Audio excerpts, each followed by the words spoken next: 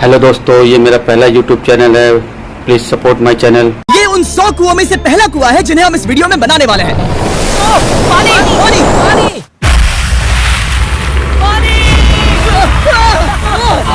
आपने अभी अभी केन्या के एक छोटे से गांव को पीने के पानी का अनलिमिटेड सप्लाई मिलते हुए देखा, वो भी सिर्फ 1 सेकंड में। अभी एक कुआं बना है और 99 बाकी है। आपको ये वीडियो बहुत पसंद आएगा। इन 100 कुओं को मिलाकर 5 लाख से ज्यादा लोगों को पीने का ताज़ा पानी मिलने वाला है। केन्या की इस साइट पर कुछ कुएं बनाने के बाद हम नाइरीरी स्कूल सिस्टम की साउथ में गए और कह सकते हैं कि उन्हें हमसे मिलकर बहुत खुशी हुई। क्या हाल है? मैंने ऐसा नहीं सोचा था। स्वागत के लिए शुक्रिया। समझ नहीं आता कैसे रिएक्ट करूं। बहुत बहुत शुक्रिया दोस्तों। हमारे आने पर इस गांव ने हमारा जोरों से स्वागत किया और नोलन इसमें थोड़ा खो गया। नोलन जैसा अजीब इंसान मैंने कभी नहीं देखा और ये मेरी गलती नहीं है। और फिर वहाँ का स्कूल देखने के बाद ये रहे हमारे मेहमान। क्या हाल है? दिन अच्छा बीत रहा है ना? सबसे मिलकर अच्छा लगा। एक टीचर ने मुझे दिखाया कि स्टूडेंट्स कहाँ से पानी पीते हैं, जो कि एक बहुत ही अनसेफ नदी से आ रहा था। तो आपके स्टूडेंट्स यहीं से पानी पीते हैं? हाँ ये बुरी बात है। हाँ, स्टूडेंट्स हमेशा डायरिया जैसी बीमारी, टाइफाइड जैसी बीमारी की कंप्लेंट्स करते हैं क्योंकि वो ऐसा पानी पीते हैं। तो हाँ। हम कोशिश करते हैं, पर देख रहे हो ना, अब क्या कहा जाए। पर क्या करे, जिंदगी तो जीनी ही है और पानी तो सबको चाहिए होता है। जाहिर है कि इनकी हालत सच में बहुत खराब है। असुरक्षित पानी पीने से इन बच्चों की जिंदगी बहुत कम होती जा रही है, पर कम से कम इस गांव की मदद करने की हम पूरी कोशिश करने वाले हैं। क्या पता ये मुझे फिट आएगा या नहीं। मेरा सिर बड़ा है। देखते हैं पानी मिलता है या नहीं। ओह!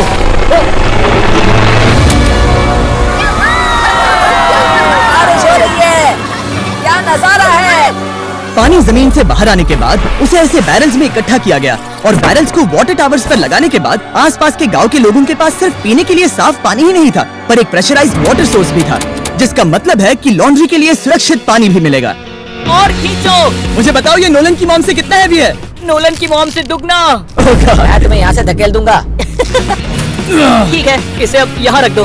हमने केन्या में और 20 कुएं बनाए और उसके बाद इसके जूते में भी कुआं है। मेरे दूसरे जूते में भी पानी है। मैं बताता हूँ कि हमने ये 29 कुएं कैसे बनाए। इस विशाल सी ड्रिल से जमीन में सैकड़ों फीट गहरा गड्ढा किया, वो भी पल्यूटेड सोर्सेज से होकर सीधे विशाल से पीने लायक पानी तक। उसके बाद हमने पाइप्स इंस्टॉल किए ताकि लोग पूरे अफ्रीका में इन हैंड पंप से पानी ले सके और नाइरीरी में भी। इसे टेस्ट करके देखते हैं। पानी जैसा है। मुझे इस 5 गैलन ड्रम को भरने के लिए 5 मिनट लगे। इससे एक दिन में कितना पानी मिल सकता है? 3600 गैलन एक दिन में। ये न केवल स्कूल के 400 बच्चों को कवर करेगा, बल्कि स्कूल के आसपास के गांव वाले भी इसका अच्छे से इस्तेमाल कर सकते हैं। पानी के लिए शुक्रिया। कोई बात नहीं।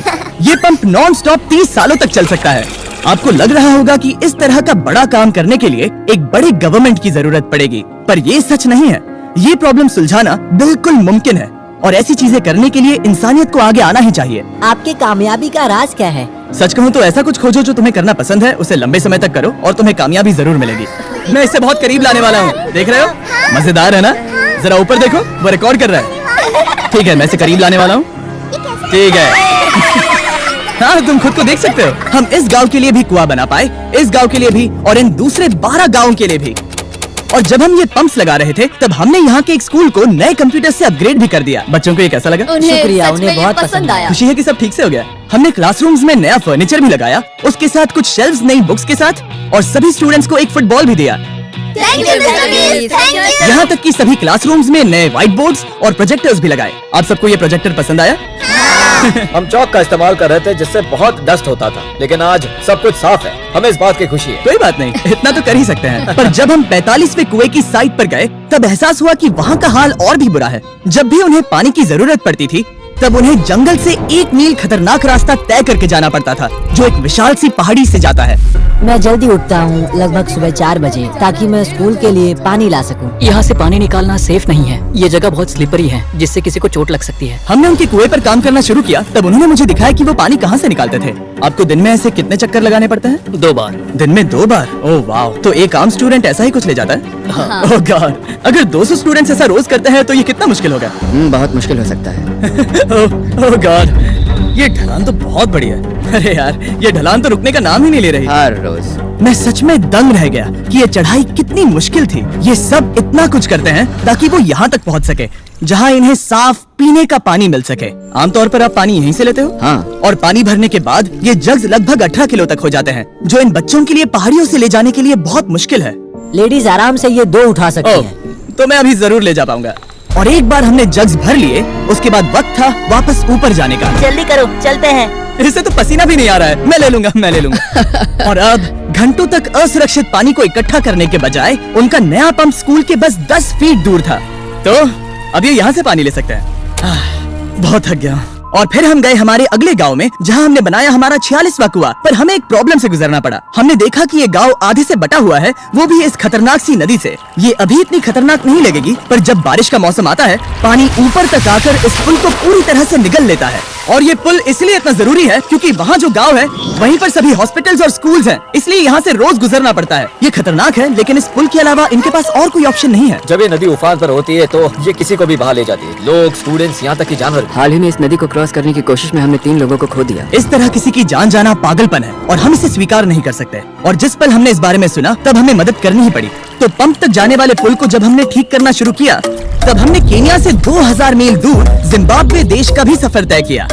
अफ्रीका में आए 1 हफ्ते से ज्यादा हो गया है और अब भी कई पंप्स लगाने बाकी हैं। तुम में से बदबू आ रही पर है। मैंने सुबह ही शावर लिया था। बात होते ही मैं हाथ नीचे ले लूंगा। इस काम के लिए मैं तुम दोनों पर भरोसा कर सकता हूँ? हाँ। हमें सबसे पहले एक लोकल हॉस्पिटल की जांच करनी थी, जहाँ साफ पानी की सख्त जरूरत थी। अंदर जाने पर हमें पता चला कि इस क्लिनिक की इस गांव को कितनी जरूरत थी। 1 साल में यहाँ पर कितने बच्चे जन्म लेते हैं? 1 महीने में करीब 50। इसका मतलब 1 साल में पूरे 600। वाह! पर दुख की बात यह है कि इन प्रेग्नेंट महिलाओं को सिर्फ पानी लाने के लिए 1 मील तक जाना पड़ता है और इन भारी बकेट्स को लेकर वापस आना पड़ता है। पर अच्छी खबर ये है कि हमने इनकी पैसों से मदद की यहाँ पर एक मॉडर्न पंप लगाने के लिए। और अब बस देरी थी इसे शुरू करने की। ठीक है नोलन, क्या तुम तैयार हो? मैं तैयार हूँ। ओवर। मुझे एक ड्रामेटिक जूम इन दो। नोलन, मैंने बटन दबा दिया है, ये काम कर रहा है? आप जाकर चेक करना चाहेंगे? हाँ, वहाँ पर। हाँ, चलो चलते हैं। लोगों को पानी मिलता देख मुझे आखिर बहुत अच्छा खुशी हो पानी रही मिल ही है। गया। ये सच में कमाल की बात है। हमारा नोलन एक प्रोफेशनल डांसर है। हाँ। मैं डांस कर रहा हूँ। वो कर क्या रहा है? सॉरी, मैं नहीं चाहता कि आप इसे और देखें। साफ पानी मिले ये पक्का करने के अलावा इस गांव में बहुत से स्टूडेंट्स को ट्रांसपोर्टेशन की भी दिक्कत थी, तो हमने इन सबको नई साइकिल्स देने का फैसला किया। बच्चे बहुत ज्यादा है, पर हमने साइकिल्स भी उतनी खरीदी है। सच बताऊं तो मुझे साइकिल चलाना नहीं आता। जिमी को सिर्फ साइकिल देना आता है। कभी इसे चलाना नहीं सीखा। तो चलो हम एक रेस लगाते हैं। 3, 2, 1, गो! ओह माय गॉड, सभी मुझसे आगे जा रहे हैं। संभल के, मुझे चलाना नहीं आता, किसी को उड़ाना नहीं चाहता। तुम इसे चलाओगे? ठीक है, जाओ चलाओ। ओके। और इन्हें साइकिल्स देने के बाद हमने तब तक पंप्स लगाए जब तक हम पहुंच गए कुआं नंबर 69 तक। ये कुआं सोलर पावर्ड है, जो गांव के किसानों के लिए खास बनाया गया है, ताकि इनकी फसलों और जानवरों को जरूरत से ज्यादा पानी मिल सके। चाहे गर्मी हो या फिर बिजली ना हो, इससे कोई फर्क नहीं पड़ेगा। और एक पैनल है 200 वॉट्स का, जो एक पंप से जुदा है। ये पंप हर घंटे 5000 लीटर पानी खींच सकता है। बेसिकली ये अनलिमिटेड पानी का सोर्स है इस पूरे गांव के लिए। ये बहुत बढ़िया है। और जिम्बाब्वे छोड़ने के बाद हम चाहते थे कि अफ्रीका की सभी कम्युनिटीज को पानी मिलता रहे, इसलिए हमने और कुछ पंप्स बनाए युगांडा में, सोमालिया में और कैमरून में। कैमरून में हमने क्या क्या किया ये देखने के लिए हमें वक्त बिताने पर मुझे एहसास हुआ कि पंप्स लगाना कितना जरूरी होता है। कैसे ये खेती को पानी देते हैं, भूखे का पेट भरते हैं, कैसे ये हॉस्पिटल्स को साफ सुथरा रखते हैं, और सबसे जरूरी कैसे ये आने वाले पीढ़ी के बच्चों के लिए लंबी और हेल्दी जिंदगी जीने में मदद करते हैं, और इससे कम्युनिटीज का भविष्य भी सेफ हम होता है। बहुत समय से इंतजार कर रहे हैं साफ पानी के लिए। Water is life. और कुछ लोकल लोगों की मदद से हमने आखिरकार ये पुल पूरा कर ही लिया, जिसे ये कम्युनिटी अगले 100 सालों तक इस्तेमाल कर सकती है। कई जिंदगियां बचेगी, परिवार एक साथ आएंगे, परेशानियां चली जाएंगी। इस वीडियो में हमने जो 100 पंप्स लगाए हैं वो कई जिंदगियां बदल देंगी, पर ये काफी नहीं है, इसीलिए। और फाइनली 100वां पंप। ओह माय गॉड, मुझे माफ करना। हेलो दोस्तों, वीडियो अच्छा लगा तो वीडियो को लाइक करें, चैनल को सब्सक्राइब करें और बेल आइकन ऑन करें।